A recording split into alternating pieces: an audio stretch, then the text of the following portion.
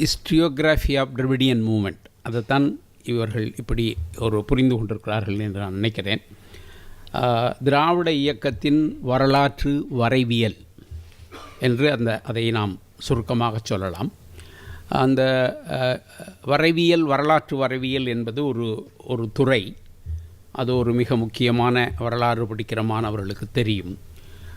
ஒவ்வொரு குறிப்பிட்ட இயக்கங்கள் பற்றியும் எப்படியான ஒரு வரலாற்று வரைவியலை, ஹிஸ்டியோகிராஃபியை நாம் உருவாக்குவது என்கிற ஒரு கேள்விக்கான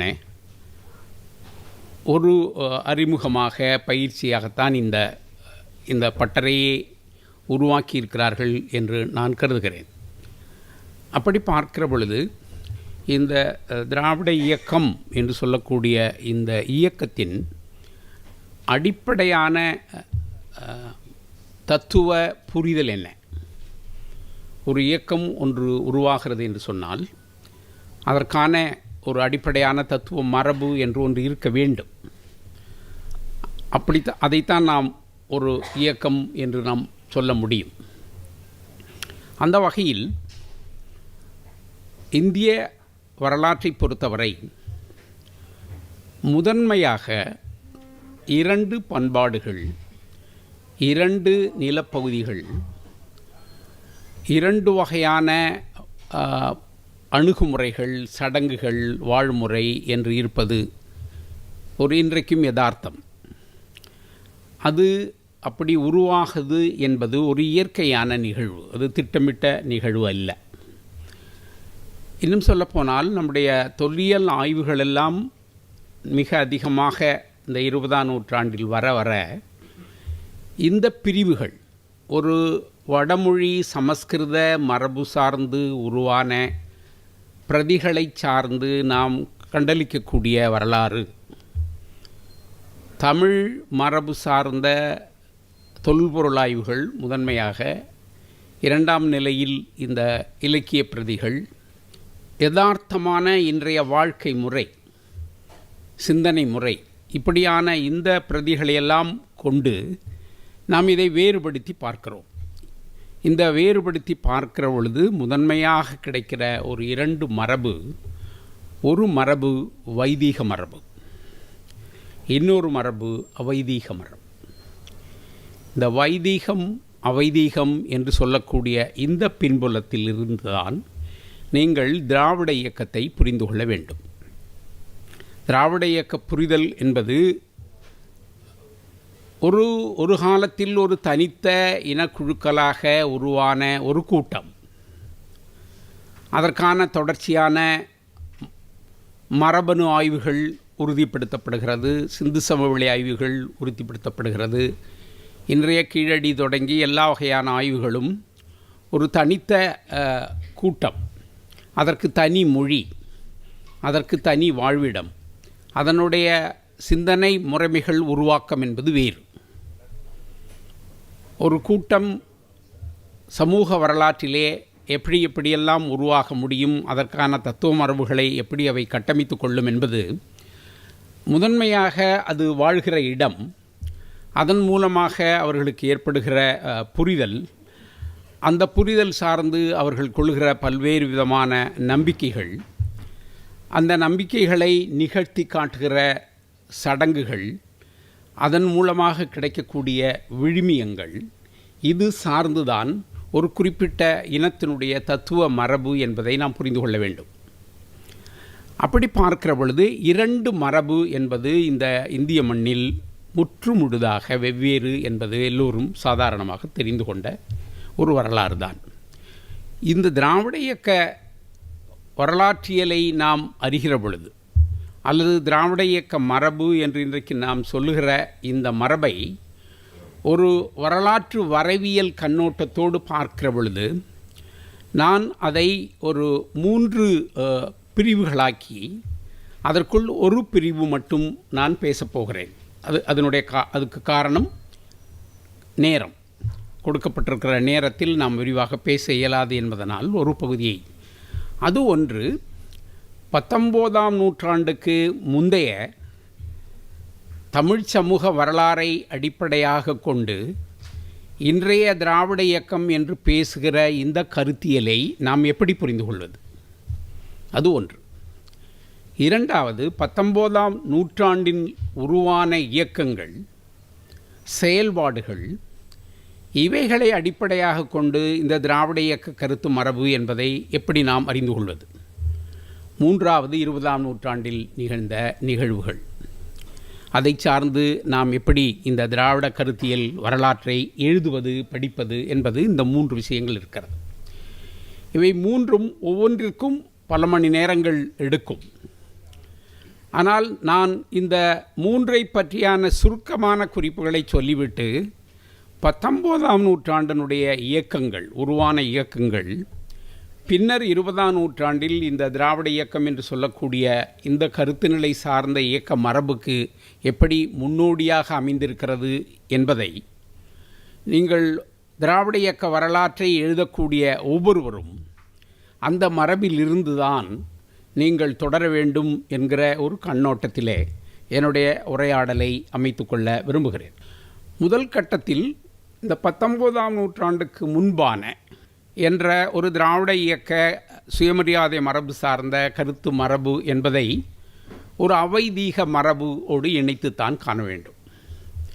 இந்த அவைதீக மரபு என்பது எளிமையாக சொல்ல வேண்டுமென்றால் ஒரு வேத மரபுக்கு எதிரானது, சமஸ்கிருத மரபுக்கு எதிரானது, பார்ப்பனிய மரபுக்கு எதிரானது, பிராமண மதம் என்று சொல்லக்கூடிய ஒரு மரபுக்கு எதிரானது. இப்படி பல வடிவங்களில் நீங்கள் அதை புரிந்து கொள்ளலாம். அது பற்றி நிறைய ஆய்வுகள் வந்திருக்கின்றன. நான் அதை விரித்து பேசவில்லை, வெறும் குறிப்புகளை மட்டும் சொல்கிறேன். தமிழ் சங்க இலக்கியங்களாக இருக்கட்டும், தொல்காப்பியமாக இருக்கட்டும், அல்லது அண்மையில் கண்டுபிடிக்கப்பட்ட அவ்வளவு தொல் ஆய்வுகளாக இருக்கட்டும், இவை எல்லாம் இந்த திராவிட மரபினுடைய மூல வடிவம் என்பது கடவுள் என்று பிற்காலத்தில் பேசக்கூடிய இந்த மரபின் மூலம் இல்லாதது. அது இயற்கையில் நிகழக்கூடிய நிகழ்வுகளை புரிந்து இயல்பாக இயற்கை வாழ்முறையோடு தன்னை ஐக்கியப்படுத்தி கொண்டது. இதை நீங்கள் புரிந்து கொள்ள வேண்டுமென்றால் சமஸ்கிருதத்தில் இருக்கக்கூடிய புராண, அது சார்ந்த கடவுள் சார்ந்த, ரிஷிகள் சார்ந்த, அதன் வழியாக உருவான மரபை நமக்கு உடன்பாடானது இல்லை, நமக்கு உருவாகவில்லை. ஆகையினால் இது இப்படி உருவாகவில்லை என்பதனால் இது கீழென்றோ, அது உருவாகி இருக்கிறது என்பதனால் மேலென்றோ என்ற அந்த மதிப்பீட்டிற்குள் போகாதீர்கள். நமக்கு வேறொரு வரலாறு என்பது தான் இங்கு முக்கியம். அப்படி பார்க்கிற பொழுது நமக்கு வரலாற்றுக்கு முந்தைய காலம் தொடங்கி நமக்கு கிடைக்கிற தரவுகளில் ஆசீவகம் என்ற ஒரு முறைமை பேசப்பட்டிருக்கிறது. அந்த முறைமை என்பதும் அதைத் தொடர்ந்து வந்த பௌத்தமாக இருக்கட்டும், சமணமாக இருக்கட்டும், அது சார்ந்த அவ்வளவு மனிதனை முதன்மைப்படுத்திய ஒரு மரபுகளவை. அவற்றுள் கடவுள் என்ற பொருள் இல்லை. அந்த மரபை முதன்மைப்படுத்தியது தான் சங்க செவ்விலக்கியங்கள் அனைத்தும். உடனே நீங்கள் கேட்கலாம், அதில் திருமுருகாற்றுப்படை, பரிபாடல் என்று 2 சாமி பாட்டு இருக்க, நீங்கள் எப்படியா அந்த சங்க இலக்கியம்னு ஒரே வார்த்தையில் சொல்லலாம் அப்படின்னு சொல்லலாம். நியாயமான கேள்வி. அது பிற்காலத்தில் தொகுப்பு மரபு. எல்லா செவ்விலக்கியங்களையும் ஒரு கட்டத்தில் ஒரு அறிவு மரபில் அதை தொகுத்து கொடுக்குற அப்படிங்கிற ஒரு ஸ்கூல், ஒரு பள்ளி உண்டு. அது எல்லா செவ்விலக்கியங்களிலும் நடக்கும். அது மாதிரி தமிழில் செஞ்சவங்க வரலாற்றுக்கு பிந்திய காலம் ஒரு 7-8ஆம் நூற்றாண்டு தொடங்கி 11ஆம் நூற்றாண்டு வரை அந்த வேலையை செய்கிறார்கள். அப்பொழுது அந்த 9, 10, 11ஆம் நூற்றாண்டில் இருந்த ஒரு பிரதியையும் ஒரு செவ்விலக்கிய பிரதி என்று அதோடு சேர்த்து விட்டார்கள். அதுக்கு என்ன மரபுன்னா, ஒரு தொகுப்பு மரபை நீங்கள் கொண்டு வர்றீங்கன்னா அது முதல் பாட்டு கடவுள் பாட்டாக இருக்கணும் அப்படிங்கிறது அவங்களுடைய புரிதல். அப்போ அதில் 10 பாட்டுன்னு சொன்னால் திருமுருகாற்றுப்படையை சேர்த்து விட்டாங்க. 8 தொகையில் ஒரு முடிக்கிற இடத்துல ஒன்றை வைக்கணும்னு சொல்லி பரிபாடலை சேர்த்து விட்டாங்க. அதனால் இந்த பரிபாடலும் திருமுருகாற்றுப்படையும் தமிழ் செவ்விலக்கியங்கள் இல்லை. அவை பக்தி பாடல்கள், பக்தி இலக்கிய மரபோடு சேர்ந்தவை. அதை புரிந்து கொள்ளணும். ஏன்னா இப்படித்தான் ஒரு தொகுக்கிறதுல, வரலாறு எழுதுறதில் உள்ளுக்கு பூத்திப்புட்டு அந்த பூத்தலையே வச்சு வரலாறு எழுதிடுவானுங்க. நிறைய பேர் இப்படி தான் பண்ணுறான். இப்போ இந்த இந்த இந்த மரபு எப்படி வந்ததுங்கிறத பற்றியான அடிப்படை புரிதலே இல்லாமல் இப்படி செய்வாங்க.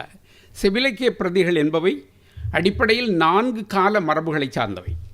அது ஒவ்வொரு காலத்தை சேர்ந்ததில்லை. அந்த 4வது காலத்தில் இருக்கக்கூடிய அந்த செவிலக்கிய பிரதிகள் அது சங்க இலக்கிய பிரதிகள் அல்ல. அதை வைத்துக்கொண்டு தொல்பழம் கால சமூக வரலாற்றை நாம் ஆராய்ச்சி செய்யக்கூடாது. அது விட்டுருங்க. இப்போது அப்படி இந்த சங்க இலக்கிய பிரதிகள் முழுமையாக நமக்கு எப்படி பார்ப்போம்னு சொன்னால், ஒரு வரியில் சொன்னால் அது ஆண் பெண் என்று சொல்லக்கூடிய இரு பாலின விளைவுகளை அடிப்படையாக கொண்டு உருவாக்கப்பட்டவை தான். அது ரொம்ப முக்கியமானது. உலகத்தில் இந்த இரு பாலினம்தான் முக்கியமானது. இந்த இரு பாலினம் இல்லாவிட்டால் மறு உற்பத்தி இல்லை, தொடர்ச்சி இல்லை. ஆகையினால் இதற்கு அவர்கள் கட்டமைக்கிற பல்வேறு விதமான வடிவங்கள் தான் காதல், அன்பு, அகம், அதுக்குதுன்னு சொல்லி என்னென்ன முடியுமோ அவ்வளோதையும் அதை லோட் அவுட் பண்ணிடுவாங்க. அப்படி தான் சங்க இலக்கிய டெக்ஸ்ட்டையும் லோட் அவுட் பண்ணிடுவாங்க. நம்மளால் என்ன பண்ணுவான்னா, எதையெல்லாம் அது மேலே ஏற்றுனாங்களோ அதை மட்டும்தான் பேசுவான், அதை மட்டும்தான் தீவிரமாக ஆராய்ச்சியும் பண்ணுவான். அதனுடைய ஹிஸ்டாரிக்கல் சீக்வன்ஸ் பற்றியோ, அது எந்த காலத்தில் எப்படி தோன்றியது, அதற்கு எப்படி அதுக்குள்ளே பேசப்பட்டிருக்கிற செய்திகளை நாம் புரிந்து கொள்வது என்கிற மரபு உங்களுக்கு இருக்காது. நான் கொஞ்சம் இந்த தொகுப்பு சார்ந்த அரசியலுக்குள்ளே ரொம்ப பேசிகிட்டு இருக்கேன். நம்ம அது புரிதலுக்காக நான் சொல்லிகிட்ருக்கேன். அதனால் இந்த தொகுப்புங்கிறது நம்ம அப்படி பார்க்கக்கூடாது, அதை வேறு மாதிரி பார்க்கணும். அப்போது நம்முடைய இந்த சங்க இலக்கிய செவ்விலக்கிய பிரதிகள் என்பவை அடிப்படையில் அவைதீக மரபை கொண்டவை, அல்லது அது கடவுள் என்று வழிபடுகிற மரபை கொண்டவை இல்லை.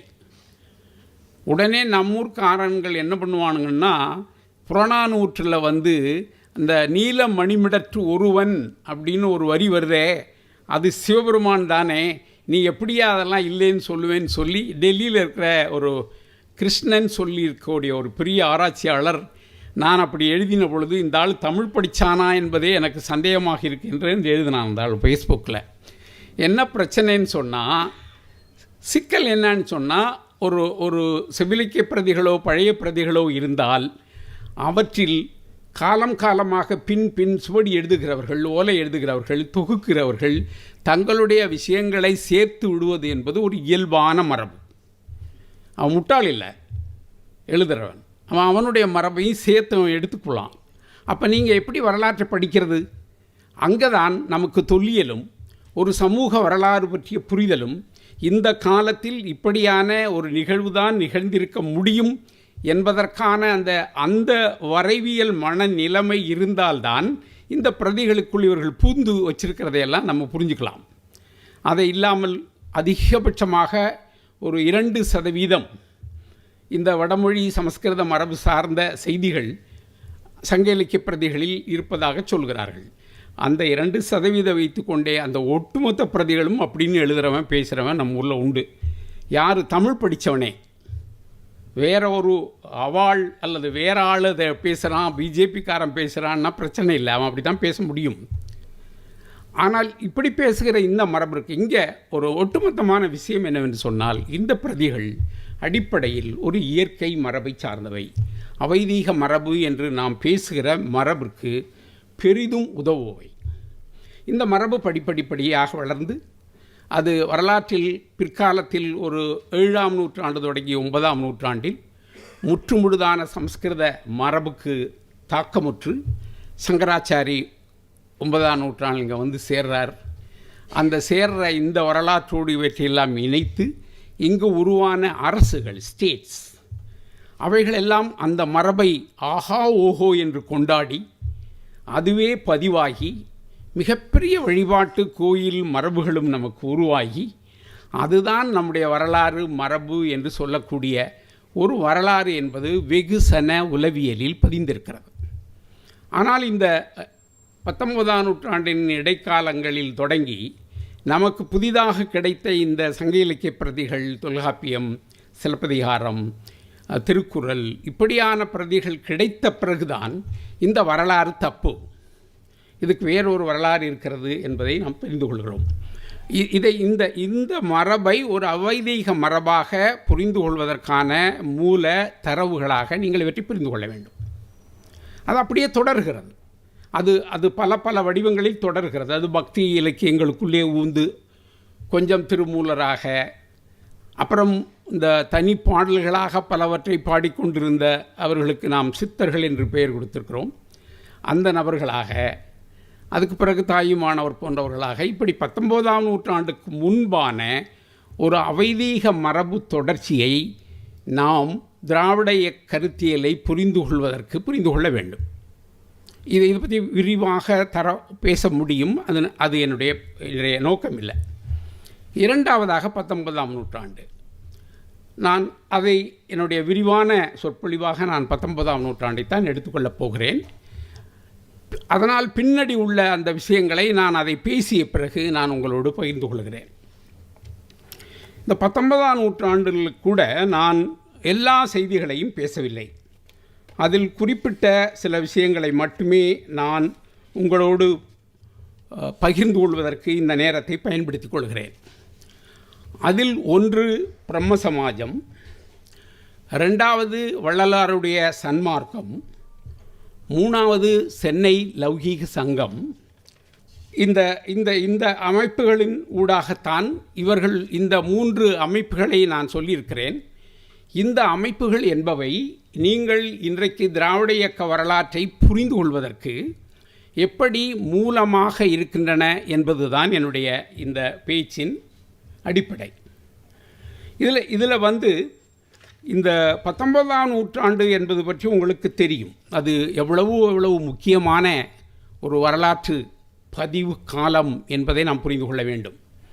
இதற்கு முன் இருந்த எல்லா விதமான நிகழ்வுகளையும் வரலாற்றையும் அனைத்தையும் தலைகீழாக மாற்றிய காலம் அது. அதனால தான் அதுக்கு முன்னாடி நம்முடைய மரபை பற்றி பேசுகிறவன் யாரும் பேசினா கடவுளை பற்றி தான் பேசுவான். அதை பெரியார் கூட, என்னடா உங்கள் இலக்கியம் புடலங்கா, கடவுளை விட்டால் வேறு என்னடா இருக்கீங்க, எல்லாத்தையும் சுற்றி அதை தானடா பேசிட்டு திரியிறீங்க, உங்கள் எல்லா புராணங்களையும் இலக்கியங்களையும் தூக்கி குப்பையில் போடுங்கன்னு சொல்லி அவர் ரொம்ப உரத்து அடித்த அடி இருக்க, அது ஒரு 7ஆம் 8ஆம் நூற்றாண்டில் தொடங்கி ஒரு 17 18ஆம் நூற்றாண்டு வரை வந்த எல்லாவற்றையும் பற்றி அவருடைய பார்வை. அந்த பார்வை தப்புன்னு நான் சொல்ல மாட்டேன். அவருடைய கண்ணோட்டத்திலிருந்து என்னடா தமிழ் இலக்கியம்னு சொன்னால் இந்த பக்தி பாடல்களை படித்து கிடக்கிறவன் தானா, கம்பராமாயணத்தை நெற்று பண்ணி ஒப்பிக்கிறவன் தானா, யாராச்சும் ஒருத்தர் நீங்கள் தமிழ் படிச்சிருக்கீங்களா அப்படின்னு கேட்டால், எனக்கு கூட ஒரு அனுபவம் உண்டு. ஒரு ஐஏஎஸ் ஆஃபீஸர், என்ன தம்பி பண்ணிச்சுக்க, தமிழ் படிச்சிருக்கேன். அப்போ நீ கம்பராமாயண பாட்டு நல்லா நிறையா சொல்லுவில்ல, பட்டிமன்றத்தில் நல்லா பேசுவில்ல, நீ இந்த பக்தி பாடல்களெல்லாம் உன்னோட இசையோடு உனக்கு பாட தெரியுமில்ல. இவன்தான் ஒரு தமிழ் மரபு என்று இருந்த இந்த முன்னைத்தனங்களை எல்லாம் 19ஆம் நூற்றாண்டு தூக்கி எறிந்தது. அதுக்கு முக்கியமான காரணம் நம்முடைய சிவிலிக்கிய மரபுகள் கண்டுபிடிக்கப்பட்டது தான் முக்கியமான காரணம். அப்போ இந்த மறுமலர்ச்சிக்குள்ளிருந்து தான் நாம் இன்றைக்கு பேசுகிற திராவிட இயக்கம் என்று சொல்லக்கூடிய இந்த கருத்து மரபு சேர்கிறது. அப்போது இந்த 19ஆம் நூற்றாண்டில் உருவான இந்த முக்கியமான இந்த அமைப்புகளுக்கும் நீங்கள் இன்றைய திராவிட இயக்கத்தை வாசித்தறிவதற்கும் புரிந்து கொள்வதற்கும் என்ன தொடர்பு இருக்கிறது என்பதுதான் நம்முடைய இன்றைய உரையாடல். அதில் நான் முதலில் பிரம்ம சமாஜத்தை சொல்ல விரும்புகிறேன். இந்த பிரம்ம சமாஜம் என்பது 19ஆம் நூற்றாண்டின் தொடக்க காலத்தில் ராஜாராம் மோகன் ராய் போன்ற கல்கத்தாவில் இருக்கக்கூடிய ஒரு மிக முக்கியமான அறிவாளிகள் உருவாக்கிய ஒரு அமைப்பு. இதில் என்ன முக்கியம்னு சொன்னால், அந்த அமைப்பு உருவாக்கம் என்பது வரலாற்று பின்புலத்தில் கிறித்துவ அமைப்பை எதிர்கொள்வதற்காக இவர்கள் எடுத்த நடவடிக்கை. கிறித்துவம் என்பது அடிப்படையில் நவீன கால வரலாற்று அறிவியல் வளர்ச்சிகளையெல்லாம் உள்வாங்கியது. அதனால தான் கத்தோலிக்கம் ஒரு பண்டாரமாக இருந்தால் ப்ராட்டஸ்டன்ட் வேறு மாதிரி இருக்கும். நீ ப்ராட்டஸ்டண்ட்டில் இருக்கக்கூடிய வளர்ச்சியை அடுத்தடுத்து வரக்கூடிய வளர்ச்சிகள்லாம் நிறைய அவங்களுக்குள்ளே பார்க்க முடியும். அதுக்குள்ளே அவங்க அடித்து செத்ததெல்லாம் நம்ம பார்க்க முடியும். அந்த அந்த அவங்கள் நம்புகிற அந்த சமய மரபுகளுக்குள்ளே அடுத்த வளர்ச்சிகளை எல்லாம் உள் வாங்கி கொண்டே வளர்ந்த ஒரு மதம் கிறித்துவ மதம். அது ரொம்ப தேங்கி போன மதம் அல்ல.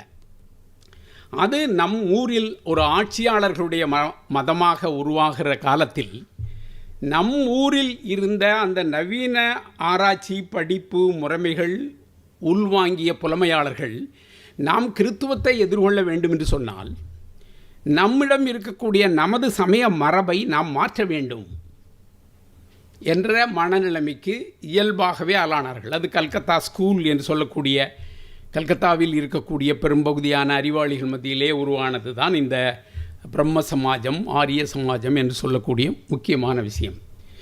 இந்த ரெண்டு மோதலில் கூட பிரம்ம சமாஜம்னா சாஸ்திரம், பண்டாரம், பர்ப்பணியம், இந்த பக்கம் இருக்கிற அந்த ஆரிய சமாஜத்தினுடைய அந்த மரபை அப்படியே எதிர்கொள்கிறது பிரம்ம சமாஜம். அதில் முக்கியமான அவர்கள் முன்னெடுத்த ஒரு விஷயம் என்னவென்று சொன்னால், உருவ வழிபாடு அவர்கள் ஏற்றுக்கொள்ளவில்லை. ஜாதிய வேறுபாடுகளை அவர்கள் ஏற்றுக்கொள்ளவில்லை. பாரதி இதையெல்லாம் பற்றி ரொம்ப ரொம்ப சிலாகிச்சு பாடியிருக்கான். இப்படி இந்த இதுக்குள்ளே இருக்குங்கிற அந்த விஷயத்தை ஒரு சமூகத்தில் இந்த ஜாதிங்கிற விஷயம், உருவ வழிபாடுங்கிற விஷயம், பெண்களை ஒடுக்குகிற விஷயம், இப்படி பல விஷயங்களை அவர்கள் மறுக்கிறார்கள். இது நம்ம மரபில் ரொம்ப ரொம்ப ரொம்ப முக்கியம். இதெல்லாம் ஒரு இயல்பான வாழ்க்கை முறை என்று கருதி வந்த நம்முடைய சமூகத்தில் இதெல்லாம் தப்புன்னு சொல்கிறான். அப்போ இதில் நமக்கு ரொம்ப வியப்பு என்னான்னு சொன்னால், இப்படி கல்கத்தாவில் உருவான இந்த அமைப்பு மிகுந்த செல்வாக்குடைய அமைப்பாக இந்தியாவில் எங்கெங்கு இருந்தது என்று சொன்னால் அது தமிழ்நாட்டிற்கு மிக முக்கியமான பங்களிப்பு உண்டு. வேறு மாநிலங்களிலெல்லாம் இந்த அமைப்பு எப்படி செல்வாக்கு செலுத்தியது, எப்படி இருந்தது என்று நாம் சொல்வதற்கில்லை. 1864 தத்துவ போதினி என்ற ஒரு பத்திரிகையை நடத்துகிறார்கள் இந்த பிரம்ம சமாஜ அமைப்பை சார்ந்தவர்கள். இந்த தத்துவ போதினி இப்படியான விஷயங்களில் அவர்கள் எழுதியிருக்கிற விஷயங்கள், அது பற்றி அவர்கள் பேசுகிற விஷயங்களை எல்லாம் பார்த்தீர்கள் என்று சொன்னால் அது எவ்வளவு முக்கியமான ஒரு அமைப்பாக அது உருவாகி வந்திருக்கிறது என்பதை நாம் புரிந்து கொள்ள வேண்டும். அது சம்பந்தப்பட்ட ஆராய்ச்சி, அது சார்ந்த விஷயங்களுக்குள்ளே நான் அதிகமாக போகவில்லை. இருந்தாலும் அந்த பத்திரிகையில் எழுதப்பட்டிருக்கிற ஒரு பகுதியை நான் உங்களுக்கு வாசித்து காட்டுகிறேன். இதன் மூலமாக அந்த பிரம்ம சமாஜம் என்று சொல்லக்கூடிய அந்த அமைப்பின் அரசியலை நீங்கள் புரிந்து கொள்ளலாம். ஆஸ்தீக மத சித்தாந்தம் என்ற ஒரு நூலை பற்றி அந்த பத்திரிகையில் வருகிற ஒரு செய்தி இது. ஆஸ்தீக மதம் என்பது பொதுவாக ஏகேஸ்வரவாதம் என்றும் தீசம், அதாவது கடவுள் என்னும் ஒரு வஸ்து உண்டென்று சொல்லும் கொள்கையாம். இந்த கொள்கைக்கு எதிரடையானது நாஸ்தீகம், மெட்டீரியலிசம். நாஸ்தீக மதம் என்றால் ஈஸ்வரன் என்ற வஸ்துவே கிடையாதென்று சாதிக்கும் கொள்கையாம். நமது இந்து தேசத்தில் பூர்வ திருத்த சாங்கியம், சார்வாகம், பிரகஸ்பதி, சமணம், பௌத்தம் முதலான சில சமயாகாரங்களும் தற்காலத்தில் பிரபலமாக இருக்கும் ஸ்ரூப அத்வைத சமய ஐரோப்பிய முதலான தேசங்களில் பெயர் பெற்ற ஹாமில்டன், கோம்ப், நிரோ, மென்சில், Darwin, Gibbon, Hume, Reid, Buckle, மாஹ்ரீஸ், பக்னியர், ஹக்ஸ்லி, டில்லர், ஸ்பென்சர், வால்டர், லெஹி, ஸ்டீஃபன், காலின்ஸ், பெயின், ஜான்மின், பிராட்லா, அனிபெசன்ட் முதலானவருடைய கொள்கைகளும் நாஸ்தீக கொள்கை என்று சொல்லப்படுகின்றன. இப்படி ஒரு பதிவை அந்த பத்திரிகை செய்துன்னு சொன்னால், ஒரு ஐரோப்பிய மரபில் உருவான அந்த புத்தொலி மரபை, என்லைட்மெண்ட் மரபை இவர்கள் எப்படி புரிந்து கொண்டிருக்கிறார்கள், இந்த புரிதல் சார்ந்து நாம் எப்படி செயல்பட வேண்டும் என்று அவர்கள் திட்டமிடுகிறார்கள். இந்த திட்டமிடலிருந்து தான் அவர்கள் குறிப்பாக சதி என்கிற அந்த மிக கொடுமையான அந்த உடன்கட்டை ஏறுதல் கொடுமையை பிரம்ம சமாஜம் உருவாகி இருக்காவிட்டால் இந்திய சமூகத்திலிருந்து அது போயிருக்குமா என்பது சந்தேகம். அப்படியான அந்த சமூக பின்புலத்தில் உருவான அந்த பிரம்ம சமாஜம் தமிழகத்தில் மிகுந்த செல்வாக்குடைய ஒரு மரபாக உருப்பெற்றிருப்பது என்பது நாம் இன்றைய ஒரு அவைதீக மரபு சார்ந்த கருத்து நிலைகளை பேசுகிற பொழுது ஒரு முக்கியமான விஷயமாக எனக்கு படுகிறது. இதற்கு மிக முக்கியமான காரணம் 1878 அத்திப்பாக்கம் வெங்கடாசல நாயகர் என்ற ஒருவர், நான் அவருடைய முழு ஆக்கங்களையும் பதிப்பித்து வெளியிட்டிருக்கிறேன். நான் நாயகரை வெட்டிவிட்டேன், அதனால் அவரை வெங்கடாசலனார் என்று நான் பதிப்பித்திருக்கிறேன். அந்த நாயகரை நான் வெட்டியதால் அந்த நாயகர் சமூகத்தை சார்ந்தவர்கள் கடுமையான விமர்சனத்தை என் மீது செலுத்தினார்கள் என்பதையும் இந்த இடத்தில் சொல்லிக்கொள்ள விரும்புகிறேன். நாமெல்லாம் பெரிதும் மதிக்கக்கூடிய ஒரு பெரியவர், அவரும் கூட இப்படி நீ அந்த நாயகரை வெட்டியது ஒரு பார்ப்பனிய பார்வை என்று அவர் இந்த வெங்கடாசல நாயக்கர் பற்றி எழுதியிருக்கக்கூடிய புத்தகத்தின் முன்னுரையிலே எழுதியிருக்கிறார். அதெல்லாம் ரொம்ப சுவையான விஷயம். அவருடைய பெயர் அவரை நான் மிகவும் மதிப்பதனால் அவர் பெயரை சொல்ல நான் விரும்பவில்லை. அந்த மாதிரியான இவர் பிரம்ம சமாஜ மரபுகளோடு கொண்டிருந்த உறவு என்பது முக்கியமானது. இப்போ தமிழ்ச்சூழலில் ஒரு பிரம்ம சமாஜ உறவு கொண்ட ஒரு மனிதன் எப்படியான சிந்தனை மரபுக்கு உருவாகி வளர்ந்து வந்திருக்கிறார் என்பதற்கு இவர் ஒரு மிக முக்கியமான எடுத்துக்காட்டு. இவர் எழுதின ஒரு மிக முக்கியமான புத்தகம் இந்து மத ஆபாச தரிசினி. பெரியார் அதை பற்றி 1940களில் நாம் பேசுகிற விஷயத்தையெல்லாம் ஒரு 50 வருஷத்துக்கு முன்னாடியே இந்த ஆள் பேசியிருக்கான்னு சொல்லி அவர் ரொம்ப வியந்து ஒரு குறிப்பு போட்டிருக்கிறார். இந்த இந்து மத ஆபாச தரிசினி என்கிற இவருடைய இந்த கவிதை வடிவத்தில் எழுதப்பட்ட ஒரு 800 பாடல்களை கொண்ட அந்த புத்தகம் 40களில் தான் கண்டுபிடிக்கப்பட்டு அது மறு அச்சு போடப்பட்டு வந்தது. இப்பொழுது அண்மையில் ஒரு 10 ஆண்டுகளுக்கு முன்பாக இதை மீண்டும் உயிர்ப்பித்ததில் ஐயா பெரியவர் ஆணைமுத்துக்கும் மிக முக்கியமான பங்களிப்பு உண்டு. அந்த தொடர்ச்சியில் அவரை முழுதாக அவருடைய கிடைக்காத அல்லது அரைகுறையாக கிடைத்த சில பிரதிகளெல்லாம் நல்ல வேலையாக நம்முடைய ஆவண காப்பகத்திலே அவற்றை எல்லாம் கிடைக்கக்கூடிய வாய்ப்பு கிடைச்சி பதிப்பித்து வெளியிட்டிருக்கிறோம். இதில் இந்த மனிதர் இந்த பிரம்ம சமாஜ மரபுகளை தனக்குள் உள்வாங்கி இப்படி ஒரு பிரதியை அவரால் உருவாக்க முடிந்திருக்கிறது என்பது பின்னர் வரக்கூடிய நம்முடைய திராவிட இயக்க சுயமரியாதை இயக்க மரபின் மூலமாக நாம் புரிந்து கொள்ள வேண்டும். அவர் ஒரு பகுதியில் எழுதுகிறதை நான் வாசித்து காட்டுகிறேன்.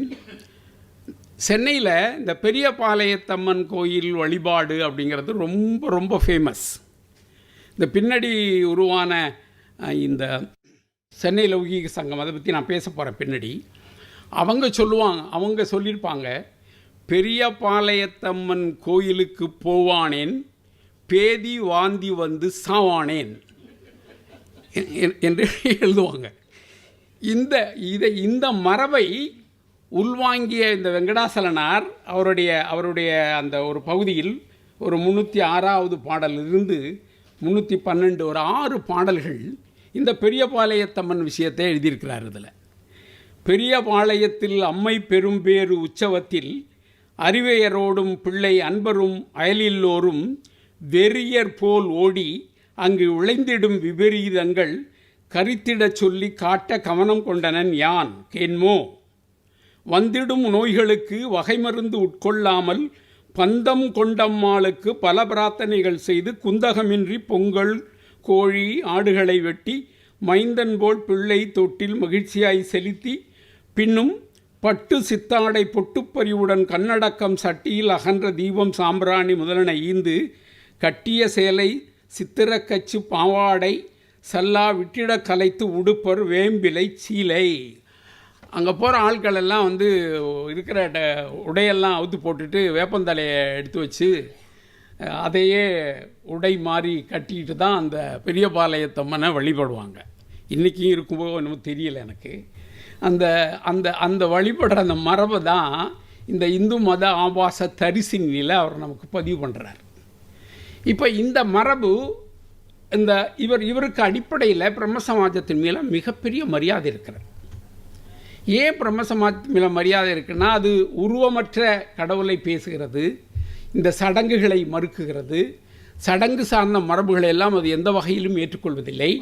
அப்படி இருக்கிற இந்த மரபில் ஒரு இந்து மதத்தை பற்றி பேசுகிற இந்த புத்தகத்தில் முழுக்க எல்லாத்தையும் நீங்கள் படித்து பார்த்தீங்கன்னா, பெரியார் பார்ப்பனியம் பார்ப்பனர்களை பற்றி அவர் ஆயிரக்கணக்கான பக்கங்களில் எழுதியதை இந்த 800 பாடல்கள் வழியில் ஆதாரபூர்வமாக எழுதியிருக்கார் இந்த மனுஷன். இது நம்மளாம் நிறையா படிக்கிறது இல்லை நிறையா. இதுங்க இந்த புஸ்தகத்துக்கு ஒரு உரை எழுதி விளக்க உரை பொழிப்புரை எல்லாம் நம்முடைய கவிஞர் பழமலை அண்மையில் செய்திருக்கிறார். அதனால் நீங்கள் அந்த புத்தகத்தை கூட நீங்கள் வாங்கி படிக்கலாம். அப்படியான இந்த மரபு 19ஆம் நூற்றாண்டில் பிரம்ம சமாஜத்தின் ஊடாக ஒரு முக்கியமான அவைதீக மரபின் இன்னொரு வடிவமாக தமிழ் சமூகத்தில் செயல்பட்டிருக்கிறது என்பது முக்கியம். இது கோயம்புத்தூரை சார்ந்த வெங்கடாஜு நாயுடுன்னு சொல்லக்கூடிய ஒரு பெரிய மனிதர், அவர் சார்ந்த குடும்பம், அந்த சூழல் அதில் மிகுந்த செல்வாக்குடையதாக ஆகியிருக்கிறது. அந்த குடும்ப சூழலில் உருவாகி பின்னறி வந்த சில பேர் மார்க்சிய தத்துவ கருத்து மரபுகளுக்கெல்லாம் செயல்பட்டு புத்தகங்கள் எல்லாம் எழுதியிருக்கிறார்கள். அப்போது இந்த மரபுக்குள்ளே என்ன முக்கியமான விஷயம் இருக்கிறது என்று சொன்னால், நாம் பேசுகிற இந்த திராவிட இயக்க மரபின் அவைதீக மரபின் மூல மரபாக கல்கத்தாவில் உருவான பிரம்ம சமாஜத்தை தமிழ் மரபில் ஒரு அவைதீக மரபாக முன்வாங்கி செயல்பட்டிருக்கிறார்கள் என்பதை நாம் புரிந்து கொள்ள வேண்டும். வெறுமனே பிரம்ம சமாஜம்ங்கிறது இந்திய லெவலில் ஒரு வரலாறாக பார்க்குற பொழுது தமிழ் வரலாற்றில் அது வேறையாக இருக்கிறது. இதுங்க என்ன கேள்வின்னா, ஏன் பிரம்ம சமாஜத்தை நம்ம ஆட்கள் வேறு மாதிரி புரிந்து கொண்டான்? இப்படி புரிந்து கொள்கிற சிந்தனை மரபு இவங்களுக்குள் எப்படி வந்தது, எப்படி சாத்தியமாகியது என்பது முக்கியமான கேள்வி. அது நம் மண்ணில் இருக்கிறது, நம் மரபில் இருக்கிறது, அந்த மரபு சார்ந்த சிந்தனையில் இருக்கிறது. அவைதீக மரபை சார்ந்த விஷயங்களை சாதாரணமாக உள்வாங்கி வந்தால் அது அடுத்த கட்டத்துக்கு கொண்டு செல்கிறார்கள் என்ற புரிதல் நமக்கு வேண்டும். இந்த நேர கருதினால் நான் இதை இத்தோடு நிறுத்துகிறேன். அடுத்ததாக இந்த பிரம்ம சமாஜ மரபின் தொடர்ச்சியாக சென்னை லௌகீக சங்கம் என்ற ஒரு அமைப்பை பற்றி நான் விரிவாக ஆய்வு செய்திருக்கிறேன். அது பற்றி புத்தகமெல்லாம் எழுதவில்லை. ஆனால் அந்த அமைப்பு நடத்திய பத்திரிகைகளை, தத்துவ விவேசினி, திங்கர் என்று சொல்லக்கூடிய 2 பத்திரிகைகளை 6 தொகுதிகளாக பதிப்பித்து வெளியிட்டிருக்கிறேன். இந்த பதிப்புக்கு நமது அன்பிற்குரிய திருமாவேலன் அவர்கள் ஆனந்த விகடன் விருதை அந்த காலத்தில் வாங்கி கொடுத்திருக்கிறார். நான் அந்த விருதை நேரடியாக வாங்க முடியவில்லை. இருந்தாலும் அந்த ஆனந்த விகடனுக்குள் திருமாவேலன் இருந்த பொழுது இப்படியான விஷயங்களையும் அந்த நிறுவனத்துக்குள் கொண்டு சேர்த்திருக்கிறார் என்பதை சொல்வதற்காக நான் அதை சொல்லுகிறேன். இந்த இயக்கம் என்பது பரவலாக தமிழ் சமூக வரலாற்றில் அறியப்படாத ஒரு விஷயம். அவர்களுடைய இந்த பத்திரிகை எதிர்பாராத விதமாக எனக்கு கிடைத்தது. ரொம்ப நீண்ட காலத்துக்கு முன்பே அந்த பத்திரிகையை பெற்றிருந்த பெரியவர் ஆணைமுத்து அவர்கள் அதை தான் வைத்திருக்கிறேன் என்கிற விஷயங்கூட உலகத்துக்கு தெரியாமல் 98-99 அத்திப்பாக்கம் வெங்கடாசலனார் பற்றி அதில் இருக்கக்கூடிய செய்திகளை மட்டும் எடுத்து சிறிய புத்தகங்களாக அவர் போட்டார். பிறகு 2005 தொடக்கம் 12 வரை 7 ஆண்டுகள் அறிவாலயத்தில் இருக்கக்கூடிய அந்த நூலகத்தில் அந்த இதழ்கள் வேறொருவர் பயன்படுத்தியதை, குறிப்பாக பாரதிதாசன் அதை பயன்படுத்தியிருக்கிறார். அதில் அவர் அந்த பவுண்டட் வால்யூமில் பாரதி தாசன் என்ற அந்த வடமொழி எழுத்தில் கையெழுத்து போட்டிருக்கிறார். அந்த பிரதி கிடைத்தது. அதை வைத்துக்கொண்டு ஒரு பெரிய பயணம் செய்து வெவ்வேறு இடங்களில் இருக்கக்கூடிய எல்லாம் தொகுத்து ஏறக்குறைய 1878 தொடங்கிய அந்த இயக்கம் 1882 88 வரை இந்த தத்துவ விவேசினி என்ற ஒரு இதழையும் ஆங்கிலத்தில் த திங்கர் என்ற ஒரு இதழையும் நடத்தியது. இந்த இயக்கத்தை பற்றி நாம் திராவிட இயக்க மரபை பேசுகிறவர்கள் மிக முக்கியமாக தெரிந்து கொள்ள வேண்டும் என்பது என்னுடைய விருப்பம். இந்த இயக்கம் என்பது என்ன, இதை நாம் எப்படி புரிந்து கொள்வது, இதனுடைய முக்கியமான விஷயங்களை நாம் புரிந்து கொள்வதற்கு அவர்களுடைய பத்திரிகையில் இருந்து ஒரு பகுதியை நான் வாசிப்பதே சரியாக இருக்கும் என்று நான் கருதுகிறேன். அந்த பத்திரிகையில் அவர்கள் பேசுகிற ஒரு விஷயம் என்னவென்று சொன்னால், இந்த 19ஆம் நூற்றாண்டின் கடைசி காலங்களில் தமிழகத்தில் செயல்பட்ட பல்வேறு இயக்கங்கள் மிக முதன்மையாக ஒரு உரையாடலை அவர்கள் எடுத்தார்கள். அது என்னவென்று சொன்னால், இந்த கடவுள் என்று சொல்லப்படுகிற ஒரு பொருளை நாம் எப்படி பார்ப்பது, அதை எப்படி நாம் புரிந்து கொள்வது என்பது பற்றியான ஒரு உரையாடல் அன்றைக்கு மிக முக்கியமான விஷயமாக இருந்தது. அந்த உரையாடலை வைத்து இந்த இயக்கம் செயல்பட்டது. இந்த கடவுள் என்று சொல்லக்கூடிய ஒரு பொருளை நாம் எப்படி புரிந்து கொள்வது என்பதற்கான ஒரு ஒரு ஒரு முக்கியமான உரையாடலை அவர்கள் எடுத்தார்கள். அந்த அந்த அந்த உரையாடல் என்பது எந்த வகையில் நம்முடைய திராவிட இயக்க மரபு, சுயமரியாதை இயக்க மரபு இவற்றை பேசுகிற இந்த பின்புலத்திற்கெல்லாம் அது மூலமாக எப்படி அமைந்தது என்பது முக்கியமானது. அந்த மரபு உருவாக்கம் என்பது ஒரு அகில உலகம் சார்ந்திய வரலாற்று பின்புலத்தில் உருவான ஒரு மரபது. 17ஆம் நூற்றாண்டில் 1600இல் புரூனோவை கத்தோலிக்க மதம் ஒரு நெருப்பு கம்பத்தில், தெருவில் உள்ள விளக்கு கம்பத்தில் கட்டி வைத்து சுற்றி நிறைய எல்லாவற்றையும் போட்டு எரித்து கொன்றார்கள். அதில் பெரிய சுவையான விஷயம் என்னன்னா, போன வருஷம் அந்த கத்தோலிக்க பாதிரியார் நாங்கள் புரூனோவை அந்த அவ்வளோ காலத்தில் அப்படி எரித்து கொள்வதற்காக நாங்கள் இன்றைக்கு வருந்துகிறோம், நாங்கள் பாப்ப மன்னிப்பை கேட்டுக்கொள்கிறோம்னு சொல்லி பறிக்க விட்டுருக்கான். அந்த புரூனோ என்ன சொன்னாருன்னு சொன்னால், கலீலியோ போன்ற விஞ்ஞானிகள் இந்த உலகம் என்பது தட்டையானது இல்லை, இது ஒரு ஆரஞ்சு பழ வடிவத்தில் உருவானது என்பதை கண்டுபிடித்தார்கள். ஆனால் அவங்க வெளியே சொல்ல பயம், கத்தோலிக்கன் வச்சு கொளுத்திடுவாங்கிற பயத்தில் அவங்க இருந்த பொழுது புரூனோ ஊராக போய் எல்லா யூனிவர்சிட்டியிலையும் லெக்சர் கொடுக்கறதே தன்னுடைய பொழப்பாக வைத்து கொண்டு செய்தார். அவர் ஒரு அடிப்படையில் ஒரு ஃபிசிக்ஸ் ப்ரொஃபஸர், அந்த துறையில் ஆராய்ச்சி செய்தவர். அப்போ இந்த இதை வைத்ததினால் அவரை இந்த கத்தோலிக்கம் வைத்து கொளுத்தியது. இந்த கொளுத்திய இந்த வரலாறு என்பது உலகம் முழுவதும் தீயாய் பற்றி மாறியது. அது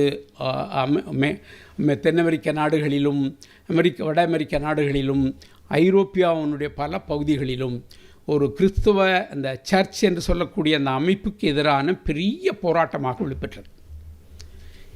அந்த போராட்டத்தினுடைய விளைவாக இந்த சர்ச் இந்த கிறிஸ்துவ ஆலயத்திற்கு போக வேண்டாம், அதை நாம் இனிமேல் போக அனுமதிப்பதில்லை என்ற ஒரு இயக்கமே உருவாகியது.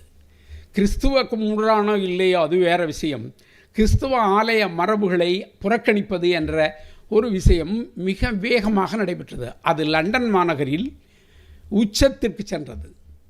அதை முன்னெடுத்து உருவாக்கியது பிராட்லா. அவர் உருவாக்கிய அமைப்பு இந்த லண்டன் செக்குலார் சொசைட்டி. அந்த லண்டன் செக்குலார் சொசைட்டியினுடைய கிளையாக சென்னை நகரத்தில் உருவாக்கப்பட்டது தான் இந்த மெட்ராஸ் செக்குலார் சொசைட்டி. அதை அவர்கள் சுய ஆக்கியானிகள் சங்கம் என்று ரொம்ப காலம் எழுதி கொண்டிருந்தார்கள். பிறகு 82 தொடங்கி அதை லௌகீக சங்கம் என்று அந்த பெயரை மாற்றினார்கள். இந்த லௌகீகம் என்கிற சொல் மிக முக்கியமான சொல். இந்த லௌகீக வாழ்க்கை, லௌகீகம் பற்றி பேசுவது அப்படிங்கிறது நம்முடைய தத்துவ மரபில் எவ்வளோ முக்கியமான விஷயம் என்பது நமக்கு தெரியும். அந்த பின்புலத்தில் உருவான அந்த அமைப்பு ஒரு 10 ஆண்டுகள் மிக செல்வாக்குள்ள அமைப்பாக இந்த சென்னை நகரத்திலும், சில தஞ்சாவூர் போன்ற பகுதிகளிலும், அதே மாதிரி கோயம்புத்தூர் போன்ற பகுதிகளிலும், மலேசியாவிலும் செல்வாக்குடைய அமைப்பாக அது செயல்பட்டிருக்கிறது என்பது வரலாறு. இந்த அமைப்பு சார்ந்து உருவான கருத்து நிலை என்பது கடவுளை கேள்வி கேட்பது என்பது தான் அதனுடைய மூலம். கடவுள் என்கிற ஒரு பொருள் இருப்பதை எங்களால் அறிந்து கொள்ள முடியவில்லை, நீங்கள் எங்களுக்கு அதை அறியப்படுத்துங்கள். கடவுள் இல்லைன்னு அவங்க சொல்லலை, எங்களால் புரிஞ்சிக்க முடியல, எங்களால் தெரிஞ்சிக்க முடியல, நீ அதை எனக்கு அறியப்படுத்து. அதனால் பின்னாடி இந்த அக்னாட்டிசம் என்ற அரியோனாவாதம் என்று சொல்கிறாங்களா, அது அல்ல, அதாங்க டேஞ்சர். இந்த கான்டெக்ஸ்டில் நீ இப்படியெல்லாம் சொல்கிறியே, அதை எனக்கு தயவுசெய்து சொல்லிக் கொடு. நீ சொல்லி காமிச்சிட்டேன்னு சொன்னால் நான் ஒத்துக்கிறேன், இல்லைன்னா நான் அதை ஒத்துக்கொள்ள மாட்டேன் என்ற அந்த அந்த அமைப்பினுடைய மிக அடிப்படையான விஷயங்களாக அவர்கள் முன்னெடுக்கத் தொடங்கினார்கள். அதனுடைய தொடர்ச்சியாக சாதி மறுப்பை கடுமையாக முன்னெடுத்தார்கள். அதனுடைய தொடர்ச்சியாக பார்ப்பனியத்தை அவர்கள் கடுமையாக எதிர்கொண்டார்கள். அவர்கள் அப்படி எதிர்கொண்டு அதற்கான எழுதியை வெளியிட்ட புத்தகங்கள், அவற்றினுடைய குறிப்புகள் எல்லாம் நிறைய இருக்கின்றன. இவற்றையெல்லாம் நாம் தொகுத்திருக்கிறோம். இந்த இந்த இந்த தொகுப்பு மரபுக்குள்ளிருந்து தமிழ் சமூகத்தினுடைய இந்த பிற்கால சுயமரியாதை இயக்கத்தின், திராவிட இயக்கத்தின் ஒரு உரையாடலை 19ஆம் நூற்றாண்டின் இறுதி காலத்திலேயே இவர்கள் எப்படி முன்னெடுத்துக்கிறார்கள் என்ற புரிதல் நமக்கு வேண்டும். நீங்கள் பிற்காலத்து திராவிட இயக்க வரலாற்று வரைவியலை எழுதப் போகிற பொழுது 19ஆம் நூற்றாண்டிலேயே இந்த மரபு ஒரு உரையாடலுக்கு எப்படி எப்படியெல்லாம் வந்திருக்கிறது என்பது பற்றியான விஷயங்களை நாம் புரிந்து கொள்ள வேண்டும். இதில் இந்த மரபை எதிர்த்து பேசியவர்கள், இதற்கு எதிராக செயல்பட்டவர்கள் அப்படி என்று சொன்னால் நமது யாழ்ப்பாணத்து வெள்ளாளர்கள் தான். யாழ்ப்பாணத்து வெள்ளாளர்கள் இந்த மரபை அவர்களால் ஏற்றுக்கொள்ளவே முடியவில்லை. அதற்கு எதிர்த்து 2 புத்தகங்கள் எழுதினார்கள். அந்த 2 புத்தகங்களும் ரொம்ப முக்கியமானவை. நல்ல வேளையாக அந்த 2 புத்தகங்களும் எனக்கு கிடைத்தன. அது ஒரு புத்தகம் ஈஸ்வர நிச்சயம் என்பது, இன்னொன்று புத்தகம் பிரபஞ்ச விசாரம் என்பது. அந்த ஈஸ்வர விஷயம் நிச்சயம் என்று சொல்லக்கூடிய ஒரு புத்தகத்தை 1895 சபாபதி சபாரத்தின முதலியார் என்று சொல்லக்கூடிய யாழ்ப்பாண வெள்ளாளர் எழுதுகிற பொழுது அதிலிருந்து, அதனுடைய முன்னுரையிலிருந்து ஒரு பகுதியை நான் வாசிக்கிறேன். பௌதீகவாத சேட்டராகிய பிராட்லா முதலாயினரது துர்வாதங்களை வாசித்துணர்ந்த நம்மவரில் பலர் அக்கொள்கையின் கண்ணே பேரபிமானமுற்று அதனை எடுத்து பத்திரிகைகள் வாயிலாக பிரதிபாதிக்கத் தொடங்கி கொண்டார்கள். இன்றைக்கு பல வருடங்களுக்கு முன்னே சென்னைபுரியில் பிரசுரிக்கப்பட்டு வந்த தத்துவ விசாரணி, தத்துவ விவேசினி என்னும் பத்திரிகையாகிய இப்பௌதீகவாதம் பெரிதும் பிரதிபாதிக்கப்பட்டு வந்தமை காரணமாக நாம் அந்த காலத்தில்தானே அக்கொள்கைகளையும் அவற்றுக்கு ஆதாரமாய் உள்ள உலோகாயுத முதலிய நிரீச்சுவரவாத கொள்கைகளை கண்டித்து யாழ்ப்பாணம் உதயபானு பத்திரிகை வாயிலாக பற்பல கடிதங்களை எழுதி பிரசுரித்தோம். அக்கடிதங்களை கண்ட வித்வான்கள் சிலர் அவற்றை புத்தக வடிவாக அச்சிட்டு பிரசுரிப்பது உண்டாயின் அதனால் பெரும் பிரயோஜனம் உண்டாகும் என்று எமக்கு பலமுறை அறிவித்தார்கள். அவர்கள் விருப்புக்கு ஏந்து அக்கடிதங்களை புத்தக வடிவமாக செய்திருக்கிறோம். அது பெருசாக போகுது. இந்த இந்த சைவ சித்தாந்த மரபிலே செயல்பட்ட அவர்களுக்கு இந்த மரபு நேர் எதிரான மரபு என்ற உறுத்தல் சார்ந்து இந்த தத்துவ விவேசினி பத்திரிகைக்கு எதிராக அவர்கள் பதில் எழுதி அதை வெளிப்படுத்தியிருக்கிறார்கள். அதில் இன்னொரு முக்கியமான விஷயம் என்ன நடந்துன்னு சொன்னால், 19ஆம் நூற்றாண்டின் இறுதி 1880கள் தொடங்கி 1920 வரை ஒரு சிறு சிறு வெளியீடுகளாக ஏறக்குறைய ஒரு 24 வெளியீடுகள் வந்திருக்கு. அந்த ஒவ்வொரு வெளியீடுகள்லையும் ஒருத்தர் சத்து தான் இல்லை அசத்து தான், அதாவது சத்து என்று சொன்னால் மெட்டீரியலிசம், அசத்து என்று சொன்னால் ஐடியலிசம். அந்த ஐடியலிசம் தான் முக்கியமானது என்று ஒரு குரூப் எழுதுவான். உடனே அதை கவுண்டர் பண்ணி மெட்டீரியலிசம் தான் ரொம்ப முக்கியமானதுன்னு இன்னொரு குரூப் எழுதுவான். இதுக்குள்ளே இருக்கிற இந்த சைவ சமய மரபு சார்ந்த விஷயங்கள் இதெல்லாம் உள்ளுக்கு வந்து விளையாடும். இப்படி விளையாடக்கூடிய அந்த வெளியீடுகள் ஒரு அச்சு வடிவத்திலே அது வந்து 19ஆம் நூற்றாண்டு இறுதி 1894-95 தொடங்கி 1901 1924-25 வரை ஒரு 24 குட்டி குட்டி புஸ்தகமாக வந்திருக்குது. அதில் ஒரு புத்தகம் மெட்டீரியலிசம் தான் முக்கியம் அப்படின்னு எழுதுகிற இந்த மரபை சென்னை லௌகீக சங்கத்தை சார்ந்தவர் செய்கிறார்கள். இல்லை, மெட்டீரியலிசம் கிடையாது, ஐடியலிசம் தான் முக்கியம்னு சொல்லி இந்த யாழ்ப்பாணத்து சபாபதி ரத்ன முதலியார் பின்புலத்தில் எழுதுகிறார்கள். இந்த மரபுக்கும் இந்த சென்னை லௌகீக சங்கம் சார்ந்த செயல்பாடுகளுக்கும் மிக முக்கியமான பங்களிப்பு உண்டு. இந்த கருத்து நிலை நாம் இன்றைக்கு பேசுகிற இந்த மரபின் ஐரோப்பிய புத்தொலி மரபின் ஊடாக கிடைத்த ஒரு மிக முக்கியமான நிகழ்வு. இந்த நிகழ்வு தமிழ் சமூகத்தினுடைய வரலாற்றில் ஒரு பெரிதும் பேசப்பட வேண்டிய மரபாக நான் கருதுகிறேன். ஏனென்று சொன்னால் இந்த 19ஆம் நூற்றாண்டு வரலாற்றை பற்றி பேசுகிற எல்லா வரலாற்றாசிரியர்களும் முதன்மையாக பேசுவது இந்த கல்கட்டா ஸ்கூல் ஆஃப் இன்டெலிஜென்சியா, ஒரு புலமைத்துவ அறிவாளி மரபு என்று சொன்னால் ஐரோப்பிய மரபை உள்வாங்கி இந்திய சமூகத்தில் உருவானவர்கள் என்பவர்கள் இந்த கல்கத்தாவில் இருக்கக்கூடிய அறிவாளிகள் மட்டுமே, வேறு யாரும் இல்லை என்று சொல்வார்கள். ஆனால் நீங்கள் தேடினால் கல்கத்தாவில் நடந்த அந்த மரபில் கடவுளை மறுக்கிற மரபு இல்லை. கடவுள் சார்ந்த மரபுகளுக்கு எதிரான ஒரு இயக்கமாக அங்கு எதுவும் உருவாகவில்லை. அதிகபட்சம் விவேகானந்தர் தான் உருவானார். ஆனால் இங்கு கடவுளே இல்லை என்று சொல்லக்கூடிய ஒரு மரபு சென்னை பின்புலத்தில் உருவாகி இருக்கிறது. இப்போ நீங்கள் இந்த நவீன அறிவு புலமை சார்ந்த மரபில் இதை நீங்கள் எப்படி புரிந்து கொள்வது? கல்கத்தா ஸ்கூலை நீங்கள் பிரதானமாக எடுத்துக்கொள்வதா, இந்த மெட்ராஸ் ஸ்கூலை நீங்கள் பிரதானமாக எடுத்துக்கொள்வதா? இது சார்ந்த உரையாடல்கள் எல்லாம் நாம் முன்வைப்பதற்கு இந்த சென்னை லௌகீக சங்கம் ஒரு மிக முக்கிய பங்களிப்பை செய்திருக்கிறது என்பதை புரிந்து கொள்ள வேண்டும். இப்போ இந்த பின்புலத்தில் இதனுடைய மரபு சார்ந்து உருவான அந்த அமைப்பு பற்றி இன்னும் நிறைய விரிவாக பேச முடியும்.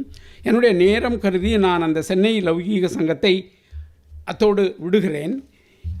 இதற்கு பிறகு ஒரு பிரம்ம சமாஜத்தை சொன்னதைப் போல இன்னொரு மிக முக்கியமான அமைப்பு நம்முடைய வள்ளலார் சமரச சன்மார்க்க சங்கம் என்று சொல்லக்கூடிய அவருடைய அந்த அமைப்பு. இந்த வள்ளலார் ரொம்ப ஒரு மிக முக்கியமான தமிழ் அறிவு பாரம்பரியத்தில் உருவான ஒரு அறிவாளி. அவரை போட்டு அந்த ஏதோ தனிப்பெருங்கருணை அப்படின்னு உருட்டி அந்த உருட்டுக்குள்ளே அவரை எங்கேயோ கொண்ட சேர்த்து ஒரு வழி பண்ணிட்டானுங்க. ஆமாம், அது பற்றி நான் எழுதுனேன்னு சொல்லி ஒரு காசு கொடுத்து ஒரு 200 பேரை பிடிச்சி கொண்டு வந்து விழுப்புரத்தில் வச்சு என்னை அரெஸ்ட் பண்ண சொல்லி போராட்டம் நடத்தினானுங்க. வள்ளலார் இப்படி பேசிட்டாருன்னு நான் சொன்னேங்கிறதுனால அந்த கோஷ்டிக்கு அந்த 200 பேருக்கு ஆளுக்கு 100 ரூபா கொடுத்துருக்கானுங்க. கொடுத்துட்டு வந்து போஸ்டர்லாம் எழுதி அரசுவை கைது செய்ன்னு கோஷம் போடுறான். என்ன வள்ளலார் அப்படி நீங்கள் பேசுகிற ஆள் மாதிரி இல்லைப்பா, அவர் வேறு ஆள், அவரை நீங்கள் எப்படி புரிந்து கொள்ளணும்னு சொல்லி நான் ஒரு 1.5 மணி நேரம் பேசின அந்த யூடியூப் சேனல் இன்றைக்கும் பறந்துக்கிட்டு இருக்கு. நிறைய பேர் அதை கேட்குறாங்க. ரொம்ப நிறைய பேர் என்னை பார்க்குறப்பெல்லாம் நான் வள்ளலார் யூடியூப்பை பார்த்தேன்னு அறிமுகப்படுத்திக்கிறாங்க. அதில் என்ன முக்கியம்னு சொன்னால், வள்ளலாருங்கிற ஒரு மனிதர் சின்ன பையனாக இருக்கையில் அவர் வளர்ந்த பின்புலத்தில் இந்த சாமியை பாடுறது, திருவெற்றியூர் கோயிலை பாடுறது, இந்த பாரிஸ் கார்னரில் இருக்கிற அந்த முருகன் கோயிலை பாடுறது, இந்த பொழப்பில் வளர்ந்தவர் தான், அதில் ஒன்றும் சந்தேகம் இல்லை. இது எல்லாம் வளர்ந்து அவருடைய அறிவு மரபில் 1851, 52, 53 வாக்கில் அந்த சுற்று சமூகத்தில் நடந்த நிகழ்வுகள் எல்லாம் பார்த்து கொதித்து போய் ஜீவகாருண்ய ஒழுக்கம், மனுமுறை கண்ட வாசகம், இது எல்லாம் அவர் எழுதுகிற பொழுது 19ஆம் நூற்றாண்டின் ஒரு மிக மிக முக்கியமான மனிதாபிமானியாக சமூக நிகழ்வுகளை கண்டு அதை உள்வாங்க முடியாமல் துடித்த அவருடைய பாடலில் வரக்கூடிய அந்த வாடிய பயிரை கண்ட போதெல்லாம் வாடினேன் என்று சொல்லக்கூடிய இந்த மரபுக்கு சொந்தக்காரராக அவர் மாறுகிறார். அவருடைய ஜீவகாருண்ய ஒழுக்கம் என்று அவர் எழுதியிருக்கிற புத்தகம்தான் அவருடைய அடையாளம். மனுமுறை கண்ட வாசகம் என்ற அவருடைய அந்த புத்தகம்தான் அவருடைய வாழ்க்கை முறை. அப்படி உருவாகி வந்த அவர் தனது கடைசி 9 ஆண்டுகளில் இதற்கு முன் தான் பேசிய எல்லாம் பொய் அவருடைய மொழியில் பிள்ளை விளையாட்டுன்னு சொல்லிட்டார். நான் தெரியாதனமாக வளர்ச்சி அடையாமல், மூல வளர்ச்சி இல்லாமல் அந்த காலத்தில் கிடைச்சதை எல்லாத்தையும் இப்படி பாடி தொலைஞ்சிட்டேன், அது எல்லாம் தப்பு, அதெல்லாம் எடுத்துக்காதீங்க, அது என்னுடைய ராமலிங்கனுடைய வார்த்தைகள் இல்லை, ஆனால் இப்பொழுது சொல்ல போகிறது தான் முக்கியமானதுன்னு சொல்லி 1865 தொடக்கம் அவர் இறந்து போகிற 74 இந்த ஒரு 9 ஆண்டுகளில் அவருடைய முற்று முழுதாக வெவ்வேறு கருத்து மரபுகளை அவர் முன்னெடுத்து அவர் பல அமைப்புகளை உருவாக்கி அந்த அமைப்புகள் சார்ந்து இந்த வைதிகம் என்பது பொய், சமஸ்கிருதம் என்கிற மொழி ஏமாற்று மொழி, அந்த பண்டாரம் பார்ப்பனியம் இதையெல்லாம் மிகப்பெரிய தப்பு, மதம் என்பது ஒரு பெரிய கேலி கூத்து, ஏமாத்துகிற பசங்க திருட்டு பசங்கள்லாம் போய் இருக்கிற இடம்தான் மதம், அந்த சமயம் சமயம் மதம் என்பதை வெவ்வேறாக வேறுபடுத்துகிறார் அவர். இந்த சிவன் விஷ்ணு இந்த மாதிரி நம்ம மரபில் உருவானதையெல்லாம் சமயங்கிறாரு. சமஸ்கிருத அந்த மரபில் வந்ததெல்லாம் மதங்கிறாரு. அது அந்த ரெண்டு சொல்லையும் ரொம்ப அழகாக அவர் கிளாஸிஃபை பண்ணியிருக்காரு. அது வந்து ரொம்ப அப்படி உருவானதை எல்லாவற்றையும் மறுத்து வேறு ஒரு மரபை, சமரச சன்மார்க்கத்தை நான் உருவாக்குகிறேன் என்ற அடையாளத்தை அவர் கொண்டு வந்தார். இப்போ இந்த மரபு அவர் ஜாதி மறுப்பு, மத மறுப்பு, இந்த சடங்கு மறுப்பு, இந்த வைதீக மறுப்பு, இந்த மரபுகளை அவர் 19ஆம் நூற்றாண்டில் முதன்மைப்படுத்தி பேசுவது என்பது சாதாரண விஷயம் இல்லை. அதனால தான் நான் இதையெல்லாம் எடுத்து வச்சு அவருடைய கடைசி காலம் அவர் வந்து ஆவியாக போயிட்டார், தீவில் போயிட்டார் அப்படின்னு சொல்கிறாங்களே, அது நம்ம நந்தன் கதையில் வச்சு கொளுத்தி விட்டாங்க அப்படின்னு பேசிவிட்டேன். நான் வேறு ஒன்றும் இல்லை. எப்படி இதுக்காகத்தான் என்னை அரெஸ்ட் பண்ணணும்னு சொல்லி அந்த அன்பர்களெல்லாம் ரொம்ப கொதித்தெழுந்து போராட்டம் நடத்தினாங்க. நிறைய இன்சிடென்ட்ஸ் இருக்குது. அவருடைய விண்ணப்பங்கள்னு ஒரு பகுதி இருக்குது, அவருடைய கடிதங்கள்னு ஒரு பகுதி இருக்குது. அதை வாசிச்சிங்கன்னா இந்த பசங்க செஞ்ச எல்லா அட்டூசியம் பற்றியும் ரொம்ப மனம் நொந்து போய் எழுதியிருக்கார், பதிவு பண்ணியிருக்கார்.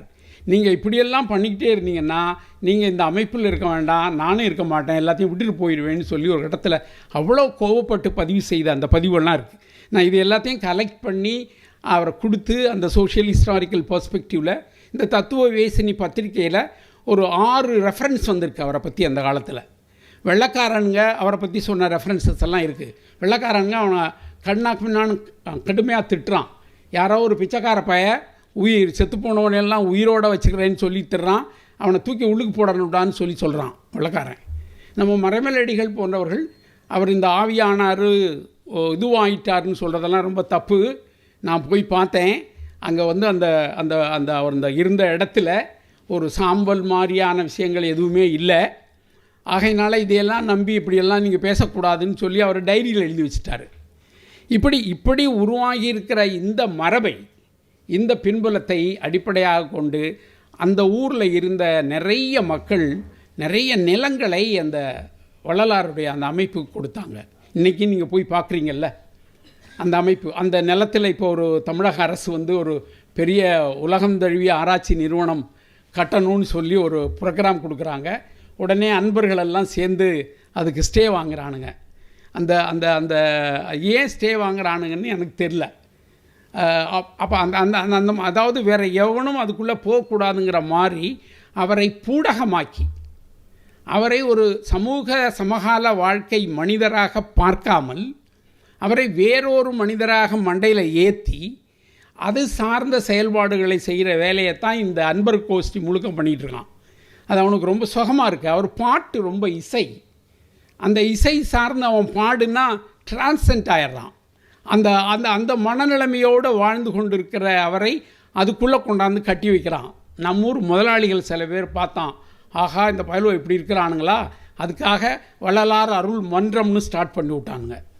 அந்த அந்த மன்றத்தை சார்ந்து விழா நடத்துறது எல்லாம் பண்ணுறதுங்கிறது பொள்ளாச்சியார்களுடைய பெரிய வேலையாக நடந்தது.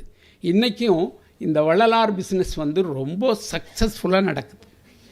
இப்போ இந்த இந்த இந்த மரபில் வள்ளலாரை புரிந்து கொண்ட நாம் மாறாக 19ஆம் நூற்றாண்டின் சமூகத்தில் நடந்த கொடுமைகளுக்கு எதிராக போராடிய ஒரு மனிதனாக நாம் புரிந்து கொள்கிற பொழுது அவருடைய சமய மறுப்பு, அவருடைய சடங்கு மறுப்பு, வேத மறுப்பு, வைதீக மறுப்பு என்ற இந்த கருத்தாக்கங்கள் ஒரு இந்த திராவிட இயக்க வரலாற்று வரவியலை பின் எழுதப்போகிற மாணவர்களுக்கு ஒரு முன் வடிவமாக அது இருப்பதாக நான் கருதுகிறேன். இவ்வகையில் இந்த சென்னை லௌகீக சங்கம், சமரச சன்மார்க்க சங்கம், பிரம்ம சமாஜம், இந்த அமைப்புகள் 19ஆம் நூற்றாண்டில் ஒரு இன்றைய திராவிட இயக்க கருத்து மரபு புரிதலுக்கான மூலங்களாக இருக்கின்றன. இந்த இந்த கருத்து புரிதல் சார்ந்து அன்றைக்கு அதன் செல்வாக்கு உட்பட்டவர்களாக வெங்கடாசல நாயக்கர் என்று சொல்லக்கூடிய அந்த அத்திப்பாக்கம் வெங்கடாசலனாரை நான் கருதுகிறேன். அது சார்ந்து அவருடைய இந்து மத ஆபாச தரிசினி என்ற அந்த நூலை நான் பார்க்கிறேன். அது சார்ந்து செயல்பட்ட சென்னை லௌகீக சங்கத்தினுடைய அந்த செயல்பாடுகள் அனைத்தையும் நான் பார்க்கிறேன். இந்த இந்த மரபுகளை வெவ்வேறு வகையில் உள்வாங்கிய மரபு என்பதும் அந்த 19ஆம் நூற்றாண்டில் நடந்தது. அதில் ஒருவரை நான் அயோத்திதாசராக பார்க்கிறேன். அவருடைய அந்த குறிப்பிட்ட சமூகத்திற்கான விடுதலைக்காக அவர் போராடுகிற பொழுதும் அவர் பௌத்த மரபை முதன்மைப்படுத்தி வேறு அனைத்து மரபுகளையும் பார்ப்பனிய மரபுகளையும் அவர் விமர்சனப்படுத்துவதன் நாம் இதில் புரிந்து கொள்ள வேண்டும். ஏன் அவர் இந்த பார்ப்பனிய மரபுக்கு எதிராக அவர் செயல்பட்டார்? இந்த பார்ப்பனிய மரபு என்பது இந்திய சமூக வரலாற்றில் மிக கொடுமையான ஒரு மரபு. நம்ம ஃபாசிஸ்ட் ஹிட்லர் அவன் அதை செஞ்சான் இதை செஞ்சான்னு சொல்லி சமகால வரலாற்றை நம்ம பேசுகிறோம்.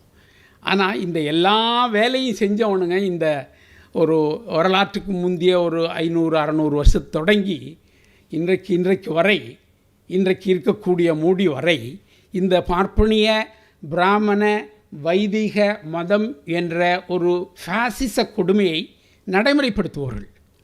இந்த நடைமுறைக்கு எதிரான அன்றைக்கும் சண்டை போட்ட தமிழ் மரபாகத்தான் இருக்கிறது. இன்றைக்கும் தமிழ் மரபு தான் அது சண்டை போடுது. இந்த வரலாற்றுக்குள்ளிருந்து தான் நாம் இதை புரிந்து கொள்ள வேண்டும். அப்படி புரிந்து கொள்கிறதன் பின்புலத்தில் தான் சைவர்கள் சில பேர் அந்த வகையில் சில முக்கிய பங்காற்றினார்கள். குறிப்பாக மனோன்மணியும் சுந்தரம் பிள்ளை அவருடைய அந்த ஒரு வரி, ஆரியம் போல் உலக வழக்கு ஒழிந்து அழியா நின் சீர் இளமை வியந்து பாராட்டுகிறேன்னு சொல்கிறாரே, அது நீங்கள் பாடுற பாட்டில் இருக்காது. நீங்கள் பாடுற தமிழ்த்தாய் வாழ்த்து பாட்டில் இந்த வரியை தூக்கிட்டாங்க, அது ஒன்றும் பிரச்சனை ஆயிரும்னு சொல்லி அதை தூக்குனதே இந்த அரசியலை புரிந்து கொள்வதற்கு நமக்கு ரொம்ப ரொம்ப ரொம்ப சுவையாக இருக்கும். அவர் ஒரு முக்கியமான ஆள். அவர் ஐரோப்பிய தத்துவ மரபுகளை வாசித்த ஒரு பேராசிரியர். அந்த ஐரோப்பிய தத்துவ மரபுகளும் நம்முடைய சைவ மரபில் உருவான மெய்கண்ட சாஸ்திரம் போன்ற இந்த மரபுகளில் உருவானதையும் நாம் எப்படி இணைத்து ஒரு நவீன சித்தாந்த மரபு என்பது தத்துவ மரபாக நாம் புரிந்து கொள்ள வேண்டும் என்று பேசத் தொடங்கியவர். இப்போ அப்படி பேசியதன் விளைவாக இயல்பாகவே அவர்கள் வேதாந்த மரபுக்கு எதிராக செயல்பட வேண்டிய கட்டாயம் வந்துவிடுகிறது. அப்போ அந்த வேதாந்த மரபு எதிரானது என்பது வைதீகத்துக்கு எதிரான மரபாக அவர்கள் செயல்படுகிறார்கள். அதனுடைய உச்சமாக அவர்கள் ஒரு ஆங்கிலத்தில் தமிழ் ஆன்டிகுரியன் என்ற ஒரு பத்திரிகையை நடத்தினார்கள். அந்த பத்திரிகை என்ன பத்திரிகை என்று அவர்கள் அந்த முகப்பில் போட்டிருக்காருன்னு சொன்னால், தமிழ் ஆர்கியாலஜிக்கல் சொசைட்டி நடத்துகிற பத்திரிகை என்று போட்டிருக்கிறார்கள். இந்த 19ஆம் நூற்றாண்டில் வெள்ளைக்காரன் தான் இந்த தொல்பொருள் ஆய்வுத்துறை இதையெல்லாம் தோண்டினான். இதன் விளைவாக பூதம் கிளம்பியது. இந்த பூதம் என்பது நம்முடைய வரலாற்றில் எவ்வளோ பெரிய ஜான் மார்ஷல் 24 இந்த 100 வருஷம் இந்த வருஷத்தோட வந்திருக்கிற இந்த விஷயங்களோடு நீங்கள் கண்டளித்தீங்க சொன்னால், சமகால வரலாற்றுக்குள் இந்த திராவிட வரலாற்று வரைவியலை நீங்கள் எழுதுகிற பொழுது ஜான் மார்ஷனுடைய வேலை எவ்வளோ முக்கியமான வேலையாக இருக்கிறது என்பதை நாம் புரிந்து கொள்கிறோம். இந்த புரிதல் சார்ந்து இதன் ஊடாக உருவான இந்த நிறைய விஷயங்களுக்கான பின்புலங்கள் நமக்கு முக்கியமானவை. இந்த பின்புலங்களை இந்த மனோன்மணியும் சுந்தரம் பிள்ளை போன்றவர்களுடைய செயல்பாடுகள், அதை தொடர்ந்து வெளிவந்த எழுதிய பேசிய நல்லசாமி பிள்ளை போன்றவர்கள், மறைமலடிகள் போன்றவர்கள், இந்த மரபின் வேறொரு வடிவமாக உருவான திருவிக்கா போன்றவர்கள் இந்த மரபுக்குள் வருகிறார்கள். இவர்கள் அடிப்படையில் வேதாந்த சமஸ்கிருத மரபை ஏற்றுக்கொள்ளாதவர்கள். இந்த வேதாந்த மரபை எவன் ஏற்றுக்கொள்ளவில்லையோ, சமஸ்கிருத பிராமணிய மரபை எவன் ஏற்றுக்கொள்ளவில்லையோ அவனெல்லாம் தவிர்க்க முடியாமல் ஒரு திராவிட இயக்க மரபுக்குள் வந்து விடுகிறார்கள். அந்த மரபு சார்ந்து நாம் அதை புரிந்து கொள்ள வேண்டும் என்றும் நான் கேட்டுக்கொள்கிறேன். இப்படித்தான் இந்த 19ஆம் நூற்றாண்டுடைய இந்த 3 அமைப்புகள் மிக முக்கியமான பங்களிப்பை செய்திருக்கின்றன என்று எனக்கு தோன்றுகிறது. இந்த அமைப்புகளை ஒரு திராவிட வரலாறு எழுதக்கூடிய மாணவன் விரிவாக வாசித்தறிவதும், அதில் உங்களுக்கு வள்ளலார் பற்றிய நிறைய செய்திகள் கிடைத்திருக்கின்றன. பிரம்ம சமாஜம் பற்றிய தமிழ்நாட்டு வரலாறு பற்றிய விஷயங்கள் என்பது பேசுமணி அவருடைய அந்த புத்தகத்தில் தான் அவர் விரிவாக செய்திருக்கிறார். வேறு யாரும் பெருசாக செஞ்சிருக்கிறாங்க. ஆனால் அந்த பிரம்ம சமாஜம் என்பது ஒரு தமிழ்நாட்டு பிரம்ம சமாஜமாக செயல்பட்டது பற்றி அவர் எழுதவில்லை. அவர் எழுத மாட்டார், எழுதுவதற்கு அவருக்கு வாய்ப்பில்லை. ஆனால் இந்த அத்திப்பாக்கம் வெங்கடாசலனார் போன்றவர்கள் அந்த இந்திய அளவில் உருவான பிரம்ம சமாஜத்தை தமிழ்நாட்டு பிரம்ம சமாஜமாக எப்படி அவர்கள் புரிந்திருக்கிறார்கள், அதை இங்குள்ள கோட்பாடுகளோடு அதை எப்படி இணைக்கிறார்கள், அதில் இருக்கக்கூடிய செய்தி தனக்கு எப்படி உடன்பாடானாக இருக்கிறது என்பதை அந்த பிரம்ம சமாஜ மரபை நாம் ஒரு திராவிட இயக்க வரலாற்று மரபோடு இணைத்து பார்க்க வேண்டும். அதேபோல் நான் சொன்ன இந்த சென்னை லௌகீக சங்கம் என்று சொல்லக்கூடிய இந்த மரபு மிக மிக முக்கியமான ஒரு மரபு. இந்த சொல் தான் இப்பொழுது எல்லோராலும் ஓரளவுக்கு அறியப்பட்டிருக்கிறது. அந்த சொல் சார்ந்த ஒரு நீண்ட நெடிய வரலாறை நம் வெகுசன வெளியில் பாடப்புத்தகங்களில் வரலாறு எழுதுபவர்கள் மத்தியிலே இல்லை.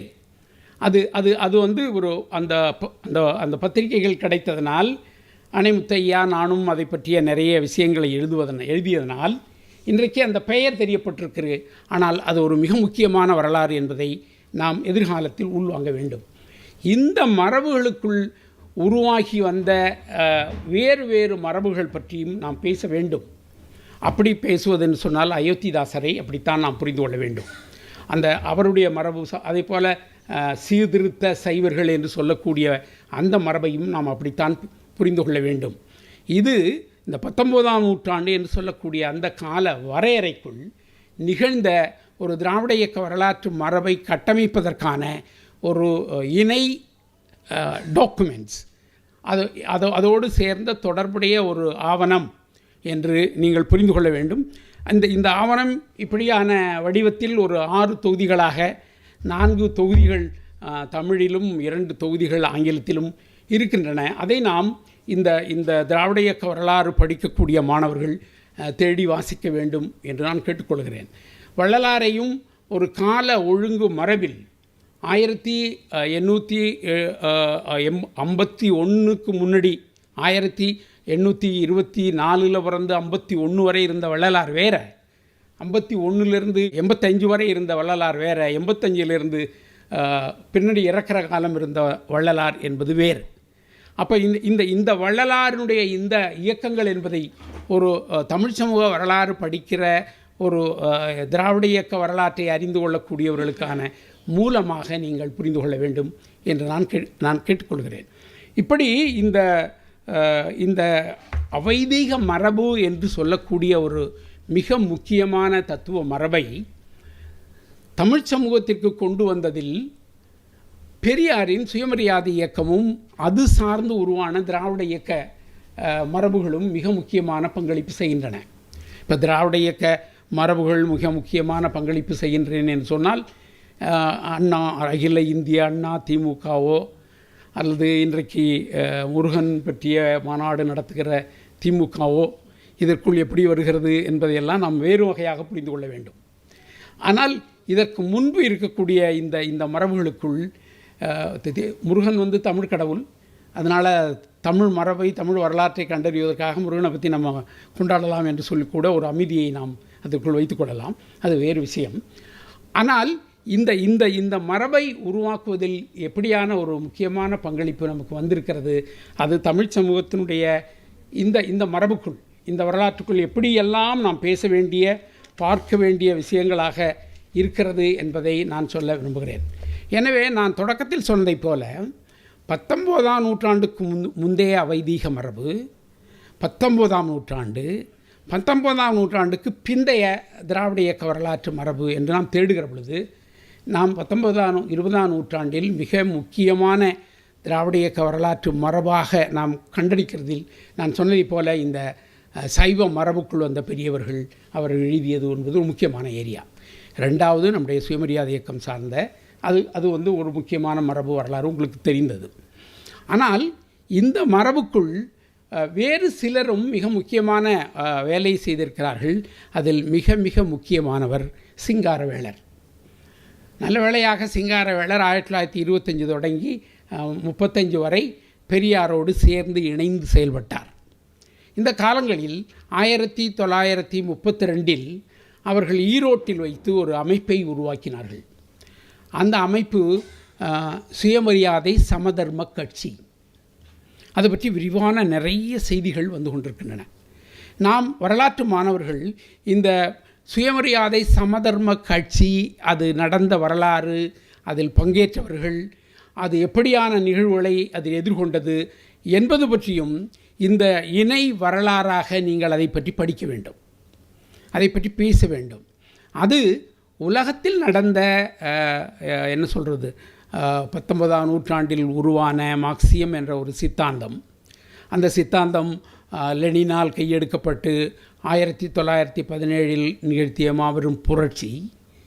அது தொடர்ந்து உலகம் அனைத்தும் அந்த தத்துவ மரபுகள் எப்படியெல்லாம் செயல்படுகின்றன என்றதனுடைய ஒரு தாக்கம்தான் இந்த சுயமரியாதை இயக்கத்தில் இருக்கக்கூடியவர்களும், குறிப்பாக அந்த கட்டத்தில் சிங்காரவேலரும் ஜீவாவும் பெரியாரும் 3 பேரும் இணைந்து உருவாக்கிய அந்த சமதர்ம கட்சி, சுயமரியாதை சமதர்ம கட்சி.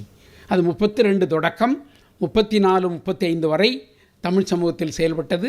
அதற்கு பிறகு அதே கட்சியை சுயமரியாதை சமதர்ம கட்சி என்ற பெயரில் ஜீவாவும் சாத்தன்குளம் ராகவன் போன்றவர்களும் ஒரு 2 ஆண்டு நடத்தினார்கள்.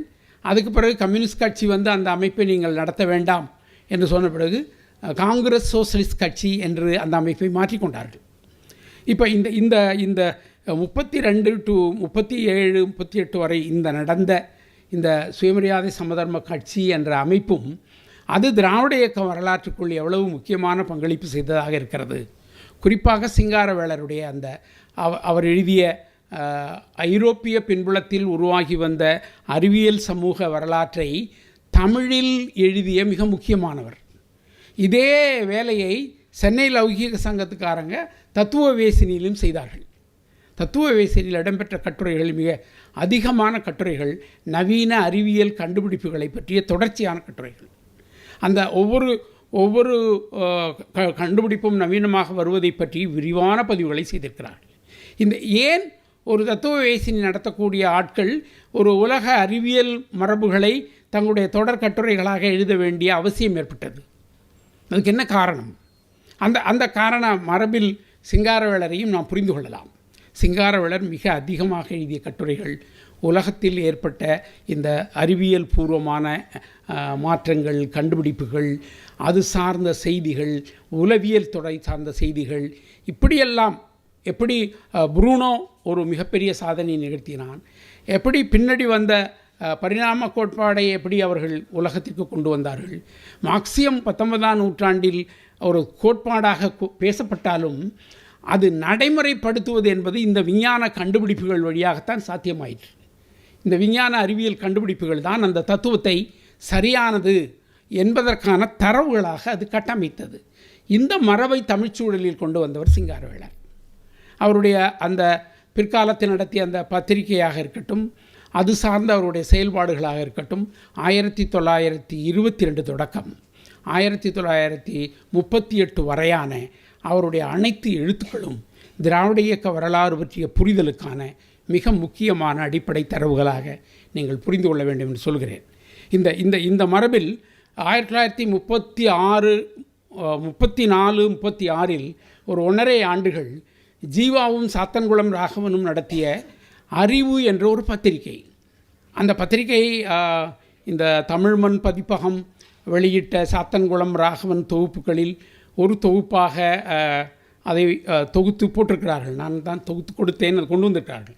அந்த பத்திரிகையில் இருக்கக்கூடிய நிறைய தரவுகள் இந்த திராவிட இயக்க வரலாற்றை கண்டறிவதற்கு, அதாவது நாம் என்ன செய்கிறோன்னு சொன்னால், இப்போ பெரியார் நடத்திய பத்திரிகைகள், இந்த பெரியார் சார்ந்த இதழ்கள், இவைகளையெல்லாம் வாசித்தருகிற அதே நேரத்தில் இவர்கள் சொல்லுகிறதை போகிற இந்த கான்டெம்பரரியான இணையான இந்தவற்றை வாசிப்பதன் மூலம் இந்த திராவிட இயக்க வரலாறு சார்ந்த விஷயங்களை வேறு ஒரு வடிவத்தில், நான் இந்த சுயமரியாதை இயக்கத்தை பற்றி பேசுகிற பொழுது ரொம்ப எனக்கு பிடிச்ச விஷயம் என்னென்னா, இந்த மனிதனுடைய சுயம் மரியாதை காப்பாற்ற வேண்டும் என்பது தான் ஒரு முதல் ஒரு கோட்பாடாக பெரியார் பேசுகிற அந்த விஷயம் வேறு யார் பேசியிருக்கான், எங்கே சொல்லியிருக்கானே தெரியல.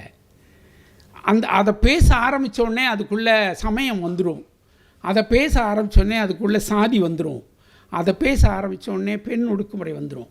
சமூகத்தினுடைய மிக மிக முக்கியமான இந்த 3 என்ன சொல்கிறது கொடுமை, மதம் என்னும் கொடுமை, சாதி என்னும் கொடுமை, பெண் ஒடுக்குதல் என்ற கொடுமை தான் ஒவ்வொரு சமூகத்தையும் கேவலப்படுத்துகிறது. இந்த கேவலப்படுத்துகிற முறையிலிருந்து மனித விடுதலையைத்தான் சுயமரியாதை என்று பெரியார் சொன்னார். அப்போ அந்த மரபு சார்ந்த புரிதலுக்காக உருவான நிறைய அந்த காலத்து செயல்பாடுகள், அந்த செயல்பாட்டில் சிங்காரவேலருக்கு இருக்கிற பங்களிப்பு, அந்த பங்களிப்பு குறித்தும் நாம் புரிந்து கொள்வது என்கிற பல விஷயங்களை நான் இதற்குள் முன்வைக்க விரும்புகிறேன். எனவே நண்பர்களே, இந்த திராவிட இயக்க வரலாற்று வரைவியல் என்று சொல்லக்கூடிய இந்த பட்டறையில் திராவிட இயக்க வரலாற்றை படிக்கக்கூடிய நீங்கள், அது பெரியாருடைய எழுத்துக்களையோ அல்லது அது சார்ந்து வந்த எழுத்துக்களையோ படிக்கிற அதே நேரத்தில் அதனுடைய முன் தொடர்ச்சியாக, அந்த முன் தொடர்ச்சி என்று சொல்லுகிற பொழுது நான் ஒரு விஷயத்தை ரொம்ப உறுதியாக சொல்ல விரும்புகிறேன். தமிழ் மரபு என்பது ஒரு அவைதீக மரபு. வைதீகத்துக்கு எதிராக எல்லா காலத்திலும் போராடிய மரபு. இந்த அவைதீக மரபின் 20ஆம் நூற்றாண்டின் வடிவம்தான் சுயமரியாதை இயக்கம். ஒவ்வொரு காலத்திலும் அந்தந்த இயக்கங்கள் கொள்ளக்கூடிய அந்த அமைப்பில் 19ஆம் நூற்றாண்டில் அந்த வடிவம் வள்ளலாருக்கும், 19ஆம் நூற்றாண்டில் அந்த வடிவம் தமிழ்நாட்டு பிரம்மசமாஜிகளுக்கும், 19ஆம் நூற்றாண்டில் அந்த வடிவம் சென்னை லௌகீக சங்கத்காரர்களுக்கும் எப்படியெல்லாம் உருப்பெற்றதோ அது 20ஆம் நூற்றாண்டில் சிங்காரவேலராக அது மரபு சார்ந்த வடிவமாக அது உருப்பெற்று வளர்ந்து வந்திருக்கிறது. இந்த வரலாற்றை நீங்கள் வாசிக்க வேண்டும். இதில் முக்கியமாக சில விஷயங்களை நீங்கள் அதில் இணைத்து கொள்ள வேண்டியது, இந்த பெரியாரோடும் பெரியார் சார்ந்தும் செயல்பட்ட பலர் பின்னர் வெளியே போயிருக்கலாம், பல்வேறு அமைப்புகளை உருவாக்கியிருக்கலாம். குறிப்பாக குத்தூசி குருசாமி போன்ற பெரியவர்கள், அவர்களுடைய சிந்தனை மரபுகளையும் நீங்கள் எப்படி இந்த திராவிட இயக்க வரலாற்று மரபுகளோடு இணைப்பது? ஈ.கே. சம்பத் அவர் பேசிய விஷயங்களுக்கும் இந்த திராவிட இயக்க வரலாற்றுக்குமான விஷயங்களை நீங்கள் எப்படி புரிந்து கொள்வது? இன்னொரு வேறு வகையில் மப்போசி போன்றவர்கள், சிபா ஆதித்தனார் போன்றவர்கள் பேசிய அந்த தமிழ் மரபு, தமிழரசு என்று சொல்லக்கூடிய அவர்களுக்கு ஒரு வைதீக மரபின் தமிழ் வடிவமாக மப்போசி போன்றவர்களெல்லாம் செயல்பட்டிருக்கிறார்கள். இந்த வைதீகத்தை எதிர்த்த தமிழ் மரபுக்குள் வைதீகத்தை இணைத்து தமிழ் மரபு பேசுகிற ஒரு வேலையை செய்த மனிதராக அவர் இருக்கிறார். அதே போல் இந்த சிபா ஆதித்தனார் இன்றைக்கு அந்த பெயரை வெவ்வேறு வடிவத்தில் நானமோ பண்ணி தொலைக்கிறாங்களே, அந்த விஷயத்தில் அந்த காலத்தில் அவருக்கு கிடைந்த அந்த உலகம் தழுவிய அனுபவம், அமெரிக்காவில் சென்று படிக்கிறது, அப்புறம் சிங்கப்பூரில் போய் வணிகம் செய்கிறது, அதை தமிழ் சமூகத்திற்கு கொண்டு வர்றது, அது தினத்தந்தியாக வடிவம் பெற்றது. இந்த பின்புலத்தில் இருக்கக்கூடிய அவருடைய அந்த தமிழ் சமூகம் பற்றிய அந்த வரலாற்றுக்கும் இந்த திராவிட இயக்க வரலாறு சார்ந்த இந்த மரபுக்கும் என்ன தொடர், அதை எப்படி புரிந்து கொள்வது? இப்படி பல தளங்களில் நீங்கள் இந்த ஒட்டுமொத்தமான பெரியாரையும் அது சார்ந்த விஷயங்களையும் படிக்கிற பொழுது நாம் சொன்ன இந்த விஷயங்களை பற்றிய புரிதல் பெரியார் வாசிப்புக்கு ரொம்ப உதவும். பெரியாரை அதனுடைய ஆழத்தில் புரிந்து கொள்வதற்கு இந்த வாசிப்புகள் ரொம்ப அடிப்படையாக இருக்கும் என்று நான் நினைக்கிறேன். எனவே இந்த திராவிட இயக்க வரலாற்று வரைவியல் ஈடுபாடு உடையவர்கள் இந்த மரபுகள் சார்ந்த விரிவான வாசிப்புகளையும் உள்வாங்கி செயல்பட வேண்டும் என்பதே எனது வேண்டுகோள். உன் கடவுளை விட, உன் சாஸ்திரத்தை விட, உன் முன்னோரை விட, உன் வெங்காயம் வழக்கமாத்தை விட உன் அறிவு பெருசு, அதை சிந்தி.